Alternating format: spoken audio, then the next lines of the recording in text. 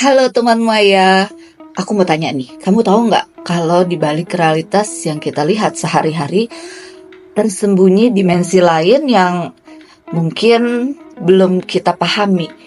Dunia yang melampaui batas indera kita, yang penuh dengan misteri dan kemungkinan yang nggak terduga. Nah, kali ini kita bersama-sama akan membuka jendela menuju dunia lain, dan bukan dalam arti harfiah ya, tapi melalui lensa imajinasi, ilmu pengetahuan, dan perspektif yang berbeda. Oke, sekarang mari kita bersiap untuk sebuah perjalanan yang akan lebih menantang persepsimu dan mungkin aja bisa mengubah caramu melihat dunia sekitarmu.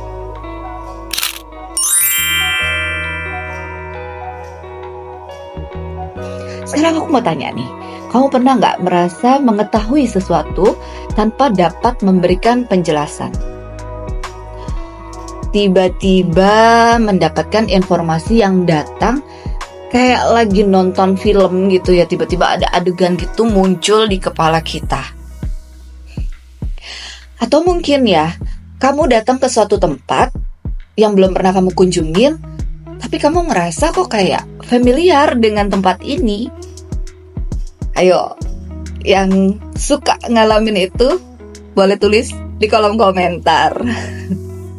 Jadi mungkin aja nih ya, kamu yang mengalami hal-hal tersebut itu memiliki satu kemampuan yang disebut dengan clairvoyance. Jadi sederhananya, clairvoyance adalah kemampuan psikis untuk mendapatkan informasi tentang sesuatu objek, orang, lokasi, ataupun peristiwa melalui cara yang di luar dari panca indera kita. Atau mungkin bisa disebut juga dengan mata ketiga atau penglihatan batin, mata batin. Jadi nih ya, kok jadi bulu ya kayaknya? Duh, gak apa-apa lah. Jadi clairvoyance ini berasal dari bahasa Prancis yang terdiri dari dua kata, yaitu clair dan voyeur. Dia artinya itu penglihatan batin, penglihatan terang, atau penglihatan jelas. Nah, kalau di dunia parapsikologi, clairvoyance dianggap sebagai salah satu bentuk extrasensory perception atau ESP atau indera keenam. Itu. Sekarang mari kita bahas, ada beberapa jenis clairvoyance atau penglihatan batin. Aku ambil ini dari buku Amazing Secret and the Mystic World. Jadi aku beli buku itu pada saat itu tahun 2002 dan aku baru buka-buka buku itu lagi ketika aku mau riset ya untuk bikin video ini. Yuk coba kita mulai untuk telusuri. Nah, yang pertama itu yaitu penglihatan batin subjektif, yang dimana kondisi seseorang dengan mata batinnya atau tanpa menggunakan mata fisik melihat sesuatu atau satu kejadian di waktu lampau, sekarang, atau masa depan.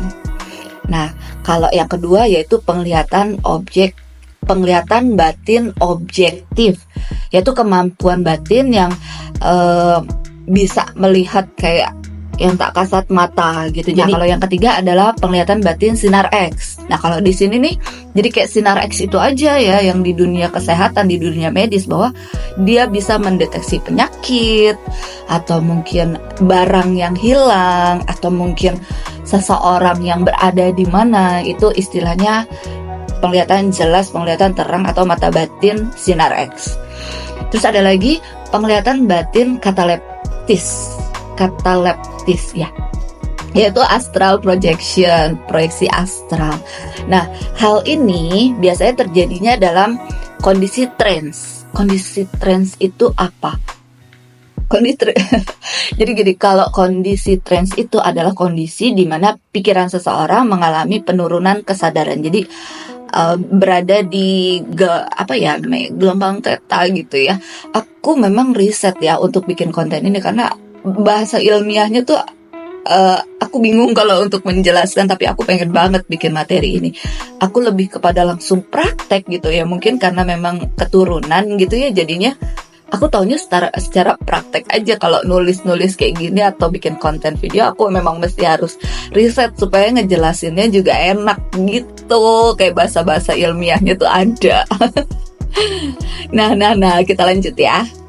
Jadi itu tadi kondisi trans seperti dalam kondisi tertidur, atau dapat juga melalui teknik hipnotis, bisa dihipnotis gitu. Jadi roh si medium ini keluar dari tubuh fisik ya, terus kayak jalan ke tempat yang jauh gitu ya, terus melihat kejadian yang ada di situ. Aku sendiri sering juga sih mengalami kondisi astral projection ini. Yang aku inget banget itu ketika aku lagi bangun rumah ya, lagi renovasi rumah tuh, aku tuh pas lagi mau diambrukin, aku datang terus aku bersih gitu loh. Aku bersihin dari yang kasat mata maupun yang tak kasat mata kayak gitu. Nah, terus lanjut yang kelima, penglihatan batin trans terkendali. Ini merupakan keadaan batin ketika ada satu roh gitu ya, menepati atau minjem tubuh kita, tubuh fisik kita ini untuk sebagai medium yang akan melakukan komunikasi atau mungkin ingin menyampaikan satu pesan. Terus ada lagi yang keenam nih, pandangan batin telepati, yaitu penginderaan subjektif mengenai pikiran dalam bentuk gambaran atau rasa yang dipancarkan dari jarak jauh gitu. Nah, kira-kira teman-teman tertarik nggak kalau aku lanjut bikin ke teknik untuk menambah kepekaan kita atau kita mempelajari tentang clairvoyance atau mata batin ini? Kalau mau, nanti akan aku bikinkan di video selanjutnya ya. Dan tulis pengalaman kamu dong di kolom komentar. Apa sih yang kira-kira pernah kamu lihat, pandangan apa yang kemudian tiba-tiba terjadi gitu. Jadi kita bisa saling sharing-sharing mengenai pengalaman dari teman Maya semuanya. Yaudah, kalau gitu video ini aku tutup dulu ya. Kita ketemu lagi di video selanjutnya. Dadah!